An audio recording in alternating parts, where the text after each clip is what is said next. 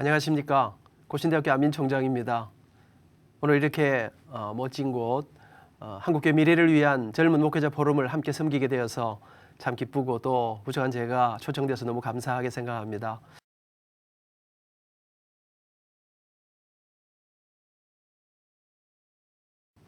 그런데 사실은 제가 오늘 제가 말씀드릴 그 주제를 받고 나서 굉장히 많이 고민했습니다. 제가 이 강의를 할 수 있는 건가?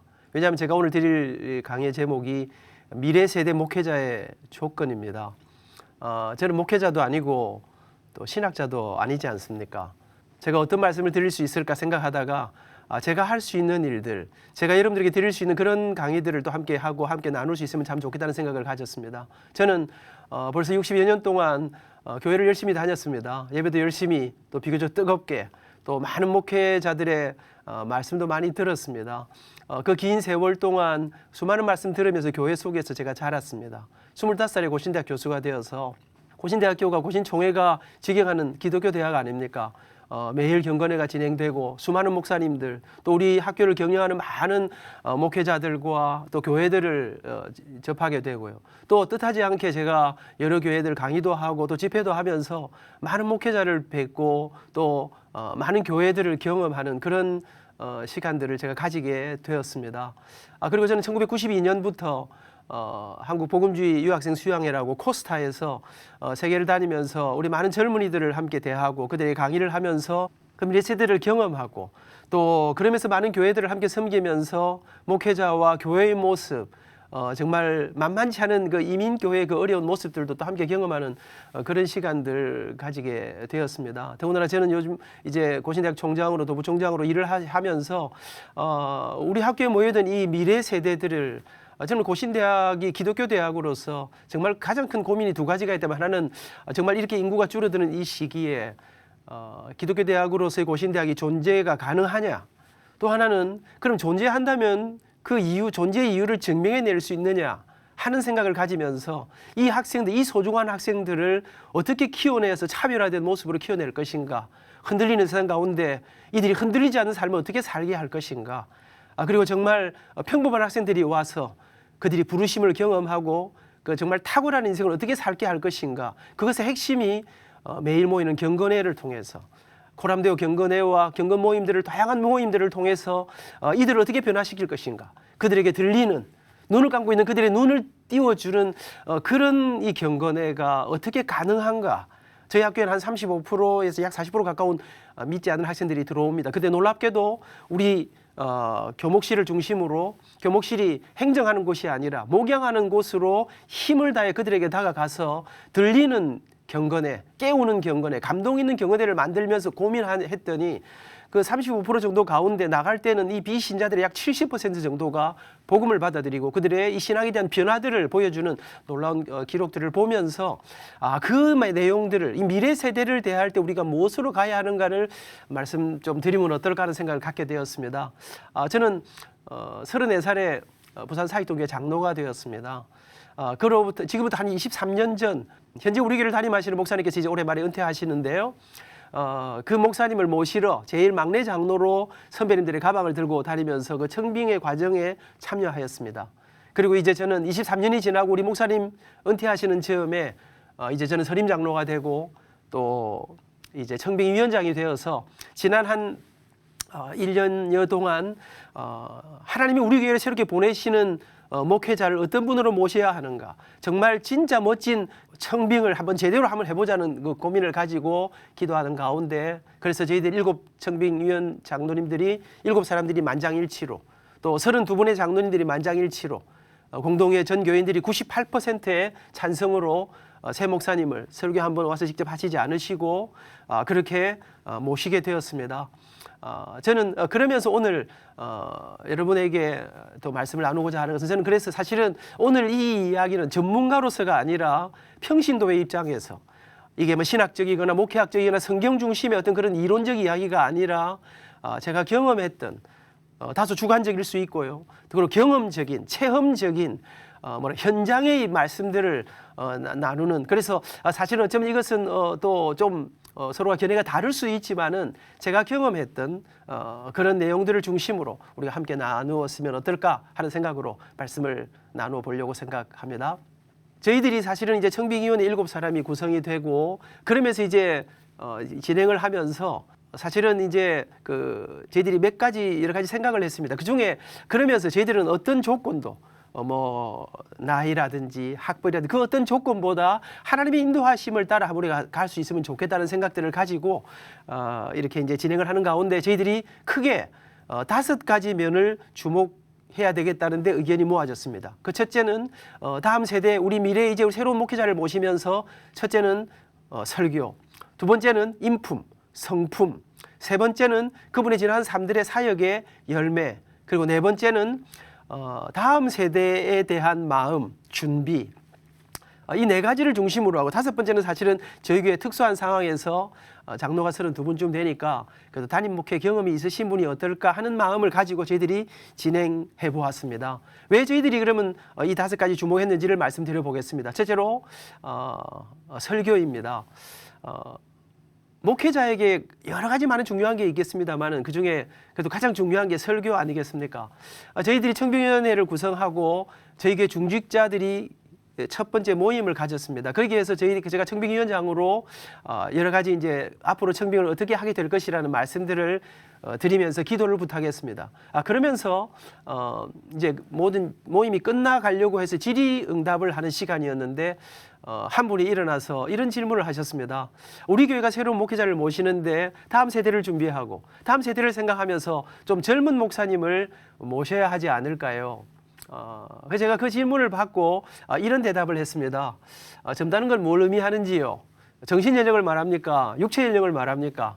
45세 같은 55세도 있으시고 60세 같은 45세도 있을 수 있는데요. 그렇게 농담을 하면서 제가 이런 말씀 드렸습니다. 우리 장로님들이 저희들이 참 이렇게 새로운 청빙을 준비하면서 한 가지 생각하는 것은 적어도 다음 세대에게 들리는 말씀을 전해주시는, 다음 세대들에게 들리는 설교를 하시는 분을 저희들이 모시고자 하는 그런 기도의 제목을 가지고 있다는 말씀을 드렸습니다. 저는 미래 세대의 목회자의 첫 번째 조건은 그 미래 세대에게 들리는 말씀을 전할 수 있어야 된다. 커뮤니케이션이 되지 않고 어떤 일들이 일어날 수 있겠습니까? 들리는 설교. 우리 경건회에 보면 눈을 감고 있습니다. 이 눈을 감은 학생들을 눈을 띄워주는 그런 설교. 그런데 들리는 설교, 깨우는 설교, 그들의 마음에 닿아가는 그런 설교를 하기 위해서는 미래 세대를 알아야 한다고 생각합니다. 그들이 어떤 언어를 쓰는가, 그들은 어떤 감성을 가졌는가, 그들은 무엇에 감동하는가, 적어도 이 미래 세대에 대한 이해, 그들을 알아서 함께 나아가는, 그들과 함께 갈 수 있는 그런 목회자. 저는 그런 생각을 하면서 적어도 다음 세대에게 들리는 설교. 그럼 들린다는 게 뭘까? 여러 가지 말씀드릴 수 있겠습니다만은 저희들은 지금 돌아보니까 목사님이 무슨 말씀을 하실 때 무조건 믿어라 하고 믿었던 것 같습니다. 그냥 정말 좀 어르신들이 말씀하신 걸 잘 순종했던 것 같은데 요즘 세대가 가지는 가장 큰 차이점이라 할까요? 그것은 이 논리적이지 않으면 굉장히 힘들어하는 것 같습니다. 그냥 하라니까, 그냥 믿으라니까, 이게 아니라 그들에게 논리적으로 접근해 나가는, 이것이 이야기의 전개가 되어지는. 근데 여러분, 저는 이 상황에서 고민하게 되는 것은 성경은 논리를 넘어서는 거 아니겠습니까? 이성을 넘어서는 거 아니겠습니까? 사실 제가 어떤 목회자님께 그런 말씀 들었습니다. 삼위일체를 완벽하게 설명할 수 있으면 그 사람은 이미 약간 이상한 사람일 수 있다. 그러니까 우리 성경의 논리를 넘어서는 신비가 많이 있는 그런 것인데, 그런데 그 신비를 이성 이상의 것들을 그들의 마음을 열고 받아들일 수 있도록 하는 그들의 언어와 그들의 생각과 감성으로 다가가는 그런 목회자. 저는 미래 세대의 목회자는 그들을 알고 그들의 언어로 그들에게 다가가는 이런 목회자의 조건이 정말 첫 번째 조건이 아닌가 하는 생각을 갖습니다. 두 번째로 저희들이 생각한 것은 인품. 뭐 성품 뭐 이런 것으로 말씀드릴 수 있겠습니다. 사실 성품은 타고나는 부분도 있고요. 또 후천적으로 이렇게 바뀌어져 이렇게 다듬어져 가는 그런 부분도 있다고 생각합니다. 저는 그래서 우리가 이렇게 점점 이런 타고난 것과 또 이제 후천적인 여러 가지 노력과 훈련을 통해서 바뀌어지는 것을 통해서 그가 나는 무엇을 믿는가, 나는 뭐 어떤 가치관을 가졌는가가 우리의 삶의 우리 자신들의 그 행동과 성품을 통해서 나타나기 때문에, 그래서 사실은 이 성품을 보면 우리가 타고난 것들을 바꾸고 가기 위해서는 굉장한 노력들이 필요한데요. 얼마나 치열하게 훈련되었는가, 얼마나 치열하게 연습되어졌는가. 그래서 비록 전부 다를 볼 수는 없지만 한 단면으로나마 보러 갈 수 있고, 사실은 이런 성품을 통해서 사실은 이 성품이 가장 중요하게 영향을 미치는 게 관계에 있다고 생각합니다. 그래서 그런 어떤 그 살아온 관계의 한 모습들을 그 성품을 통해서 우리가 발견할 수 있기 때문에, 사실은 목회에 있어서 어쩌면 가장 중요한 것은 설교는 정말 이게 목회가 장기적인 작업이지 않겠습니까? 그러면 길게 가는 이 상황들 속에서 정말 멋진 설교, 근사한 설교, 감동적인 설교만 가지고는 안 되는 그 설교를 살아내고 그 설교가 이제 삶을 통해서 나타나는 것이 성품이라고 생각한다면, 우리가 정말 나 자신의 약함들을 치열하게 우리에게 주시는 이 말씀과 이런 것들을 가지고 훈련해 나가는, 우리에게 나타나는 이 성품이 어떤 모습으로 나타나는가, 이것이 어떤 관계를 이루어 가는가, 그런 것들 때문에 사실은 치열한 훈련과 하나님 앞에서의 자기 뭐랄까요, 몸부림이라 할까요, 이런 것들을 통해서 나타나는 인품이, 적어도 우리 미래 세대들은 이론이 아니라 그 다음에 나타나는 그런 것들을 통해서 오히려 그 설교가 훨씬 더 풍성해질 수 있기 때문에 그 인품이 정말로 중요하겠다. 자신과 싸우는 것이라고 생각됩니다.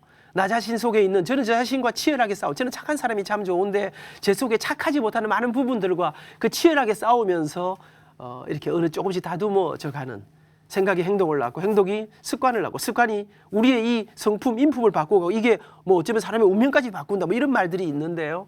그래서 이 성품이 참으로 중요한 거 아니겠는가 하는 생각을 갖습니다. 저희들이 세 번째로 생각한 것은 우리 다음 이 목회자에게 기대하는 것은 사역의 열매였습니다. 이제는 이 설교와 성품이 구체적으로 그 사역을 통해서 나타나는 열매를 말하는 것입니다.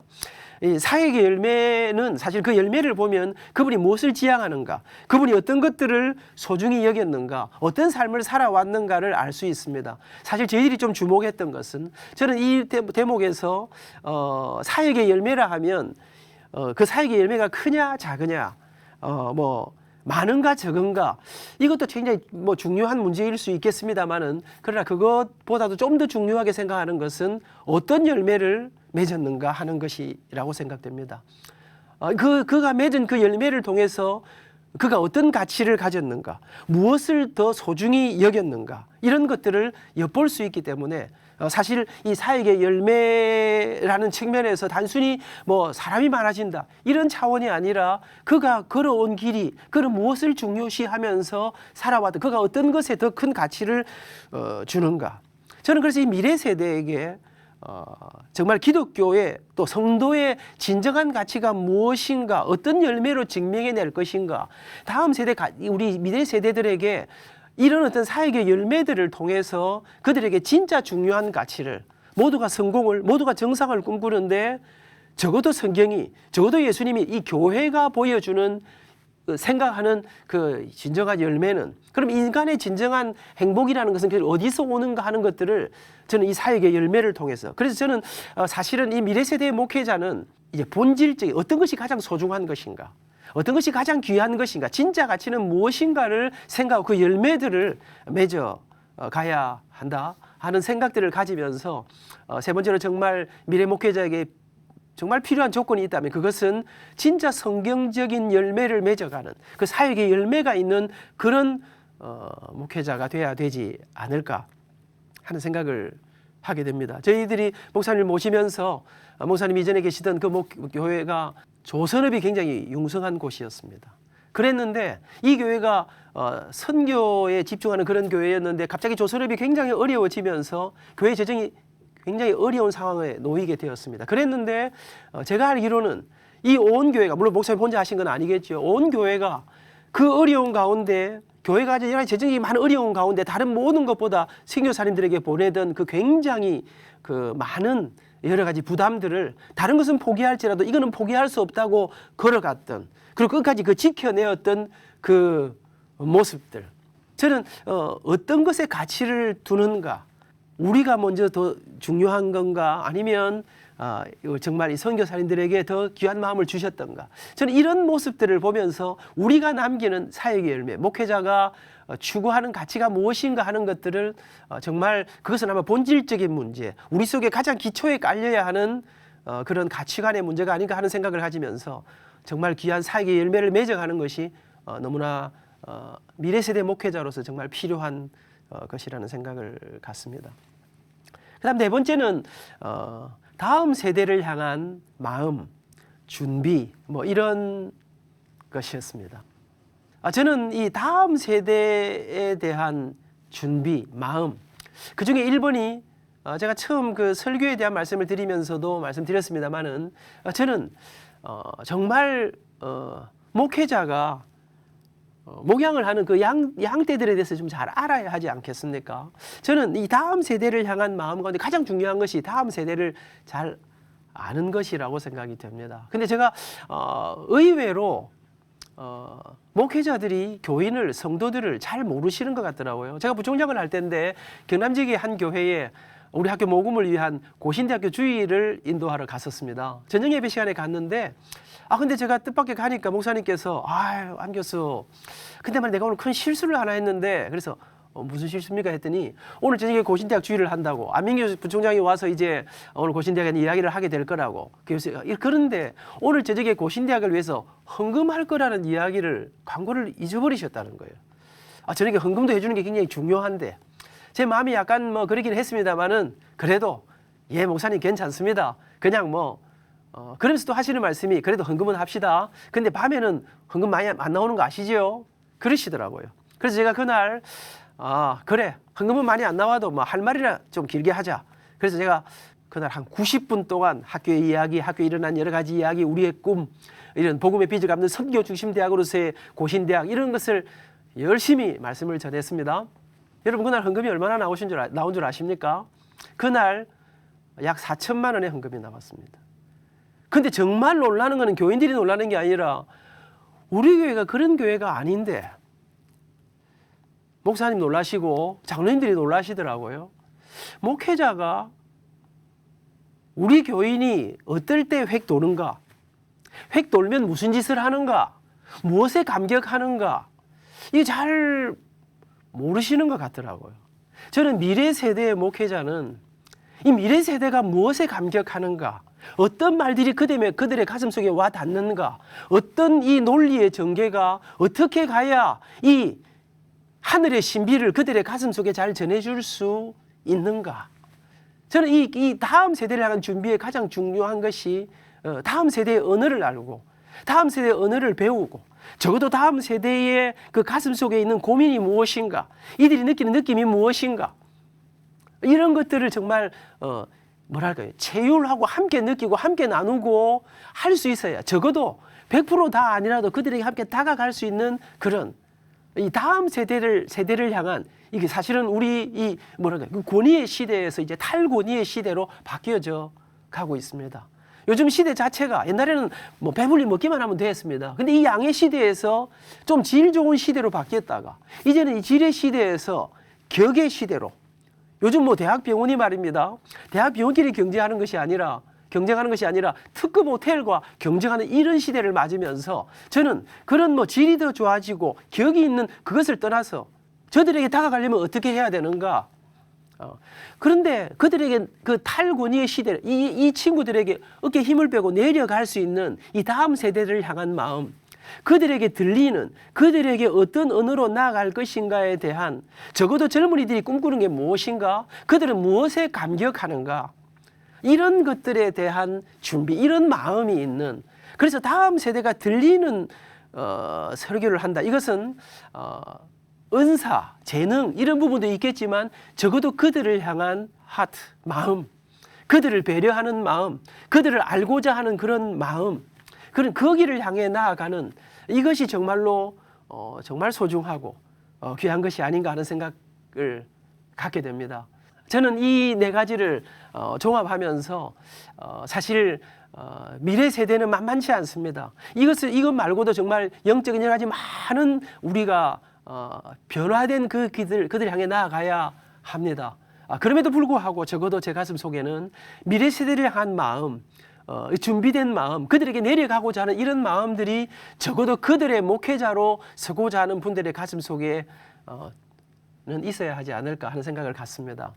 제가 대학부를 1977년도에 대학에 입학을 하고 약 10년 동안 섬겼던 교회의 담임 목사님은 제 평생에 어쩌면 제 가슴 속에 있는 이 그 복음에 대한, 교회에 대한 또 이런 가지 감격들, 또 저희들이 받았던 그 사랑들을 많이 깨닫게 해주셨던 그런 목사님이었습니다. 구속사적인 어떤 그런 설교를 하시는데 그분은 그 십자가라고 하는 예수 그리스도의 십자가를 하는 부분에 가면 참 이상하게도 창세기에서도 요한계시록에서도 어디를 하셔도 이게 여기서 십자가 잘 안 나올 것 같은데 거기에서 십자가로 연결하셨습니다. 그 십자가 할 때 그분은 피를 토하는 말씀을 전하셨습니다. 그리고 그 십자가의 피크에 다다랐을 때 그분에게는 상당한 눈물이 있었던 것을 기억합니다. 그분은 대학생들을 참 좋아하셨습니다. 우리를 모아놓고는 당신이 강의하는 시간도 아닙니다. 근데 그냥 어쩌다 오셔서는 눈을 감고 한 시간을 때로는 웃다가 때로는 울다가 우리에게 여러 가지 이야기들을, 칼빈주의 5대 교리를 비롯한 여러 가지 이야기들을 해주셨습니다. 한국 교회사 뭐 이렇게 미국의 교회들이 작용화되어 가고 여러 가지 이야기들을 하시는데, 근데 저희들이 그 한 시간, 예정이 없던 시간을 할 때 저희들이 알았던 거 하나 있습니다. 우리 좋아하시는구나. 우리에게 관심이 있구나. 저분이 우리에게 마음이 오는구나. 그리고는 느닷없이 저희들에게 피자도 사주시고 저희들에게 뭐 맛있는 것도 햄버거도 사주시면서 한 턱씩 쏘시곤 했습니다. 저는 방금 제가 말씀드렸던 참 그런 미래 세대의 목회자들이 무엇을 준비해야 되는가에 대한 네 가지를, 설교, 성품, 그리고 사역의 열매, 그리고 다음 세대를 향한 마음. 그런데 이런 것들이 있지만 사실 저는 생각해 보면서 세대를 막론하고 다 통하는 게 저는 있다고 생각합니다. 이 전체를 모아서 세대를 막론하고 미래 세대에 반드시 필요하면서도, 그러나 미래 세대뿐 아니라 모든 세대, 오고 오는 세대, 그 어떤 세대에도 반드시 통하는 것이 있다고 생각합니다. 그것이 저는 진심이라고 생각합니다. 우리 목사님이 십자가를 울면서 우리에게 전해주셨던 그 말씀, 우리를 향해 피를 토하셨던, 우리를 향해 주셨던 그것이 사랑이라고 생각합니다. 예수님께서 이 땅에 계실 때 한 율법학자가 질문하지 않았습니까? 예수님, 이 성경 전체에서 절대로 포기할 수 없는 가장 소중한 율법 하나가 무엇입니까? 그때 예수님께서 내 마음을 다하고 목숨을 다하고 뜻을 다하여 주 너의 하나님을 사랑하라. 이것이 크고 첫째 되는 계명이요, 둘째도 그와 같으니 내 이웃을 내 자신같이 사랑하라. 이 두 계명이 모든 율법과 선지자의 강령이다. 저는 믿습니다. 목회자가 십자가로 감격하고 하나님으로 감격하고 교회로 가슴이 터질 것 같고 그 거룩한 목양의 사역지로 부르심받은 소명에 감격하는 그 눈물이 있고 하나님 사랑에 절절하고, 그리고 그 주님이 보내신 그 현장의 양떼들을 향한, 미래 세대들을 향한, 그 젊은이들을 향한, 성도들을 향한 아름다운 그 생명의 사랑이 녹아 있을 때, 하나님 사랑, 생명 사랑, 하나님 사랑, 이웃 사랑, 이것은 세대를 막론하고 우리에게 있어지는, 여전히 저는 여러 가지를 제가 말씀드렸습니다. 그중에 우리 미래세대 목회자에게 단 한 가지를 이야기하라 하면 그것은 사랑이다. 십자가의 사랑, 여러분 아십니까? 돌팔이 우리가 말입니다. 교회도 열심히 안 나오고 때로는 술도 한 잔씩 하는 젊은이들이 말입니다. 우리 목사님이 정말 십자가에 획 돌았는가 안 돌았는가 안다는 거 아닙니까? 교회는 그 감격에 돌았는데 목회자가 너무 맹송맹송하면, 교회는 돌고 싶어 어쩔 줄 모르겠는데 교회의 교회다움 때문에, 십자가의 생명사랑이 녹아있는 교회의 교회다움 때문에 인생을 바치고 싶은 그런 마음이 있는데, 이런 마음들을 함께 가지는 그런 준비, 그것이 저는 사랑이다. 이것이 여전히 세대를 막론하고 주님 오시는 그날까지 우리에게 어쩌면 가장 큰, 다른 모든 것도 좀 부족하다 할지라도 정말 저는 진심은 통한다. 그건 학생에게도 어른들에게도 다 통하는 것이다. 그 미래 세대에 가장 필요한 것은 그런 것이 아니겠나 하는 생각을 가지면서 제 강의를 마무리해 보려고 합니다. 팁을 하나 드린다면 저는 그러면서 저는 생각합니다. 저는 고신대학 우리 학생들에게 인생이 좀 풍요로우면 좋겠다 생각을 하고 종장 취임하면서 학생들에게 플룻, 바이올린, 뭐 보컬, 여러분 뭐 예체능 이런 분야에서 악기를 하나씩 좀 하게 그렇게 무료로 에베네셀 카리제라고 가르치고 있습니다. 한 학기 만에 아이들이 모차르트의 캐논을 바이올린으로 연주하면서 얼마나 감격하는지. 다음 세대를 섬기는 우리 목회자 여러분들에게 저는 한 가지 정말 삶이 좀 더 풍성해지고 또 우리의 삶 속에 때로 고독할 때 우리가 찬양 한 곡을 악기로 연주할 때 우리 삶이 얼마나 넉넉해지는가 악기 하나쯤 하시면 참 좋겠다.